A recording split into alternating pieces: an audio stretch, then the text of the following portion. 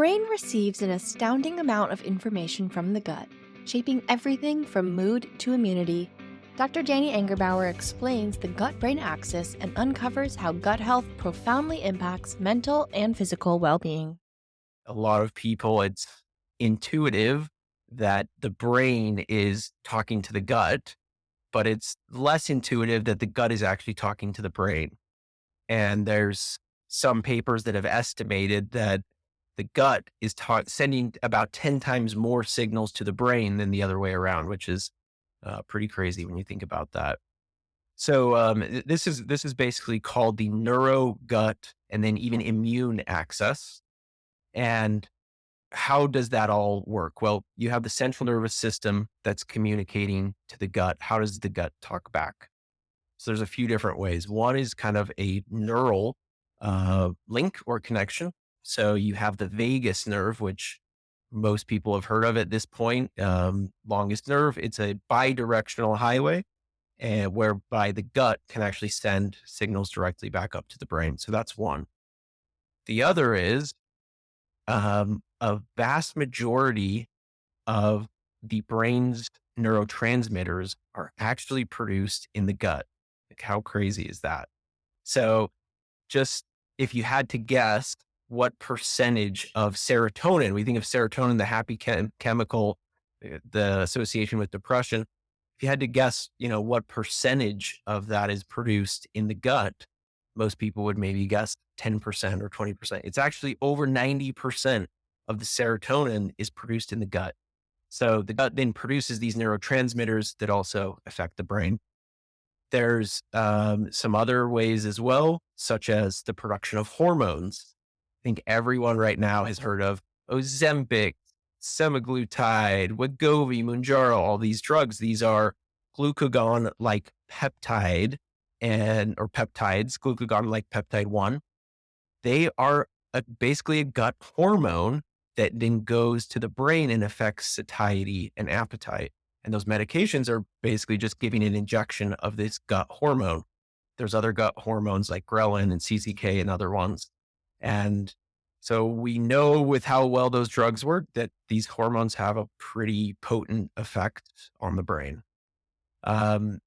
Another way is the microbiome itself produces compounds. We're going to talk at some point about prebiotics and probiotics. There's this whole other thing called postbiotics. And that's basically the microbiome taking food or fibers or whatever the substrate is and turning it into some compound that is actually beneficial for the rest of the body. One is called short chain fatty acids that then can be absorbed through the gut and circulate back to the brain, seem to have anti-inflammatory benefits. They seem to help maintain the blood-brain barrier. So there's a connection there. There's also a immune component where about 70% of the body's immune system is housed within the gut. And if that sounds weird, you can think of this like a medieval castle where if you have land that you're trying to protect, so to speak, you're going to want to put your army, your defense at the border because that's where the quote invaders are going to come in. And I don't know if people have heard this. I certainly did, that the area of the gut is the size of like a tennis court or something. It's actually not quite that big. It's around like 30 or 32 square meters, which is pretty big. And for some reason, we're always comparing to courts. So that's like half a badminton court. And the thing is that gut barrier is only one cell thick. So it can be pretty easy to disrupt that one cell and then to have things come across that you don't want to come across.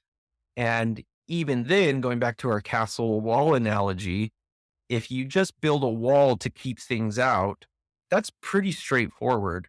But if you want to selectively allow things in and selectively keep things out, that becomes more challenging. So that's why the majority of the immune system is in the gut there. It's in these things called GALT, this gut associated lymphoid tissue. And the immune system, if things are coming across that shouldn't, that can upregulate the immune system. One of those in particular is called lipopolysaccharide or LPS. This is a bacterial, essentially toxin that if that is coming across into the body, that's going to stir up the immune system and cause inflammation. And inflammation is this huge buzzword that everyone talks about on Instagram and Twitter. And oh, inflammation's bad. And we always want anti-inflammatory. It's not really true. Inflammation is just the body's response to repair or to defend itself. And so with almost everything in biology and health, it's always a balance. It's not good or bad. It needs to be in balance. So too much inflammation is bad, but if you had no inflammation, you wouldn't be able to fight off an infection. That would be bad too. So anyways, those are a whole bunch of different ways that the gut can relay signals back to the brain. And as a consequence, it's no surprise that this is a big area of research right now where, we're trying to figure out how can we manipulate the gut, the microbiome to yield a beneficial outcome in either preventing or treating cognitive decline. We hope you enjoyed this video. To access a free Mastering Brain Health course led by Dr. Richard Isaacson, visit ind.org/learn. And to directly contribute to IND's research efforts, visit ind.org/donate.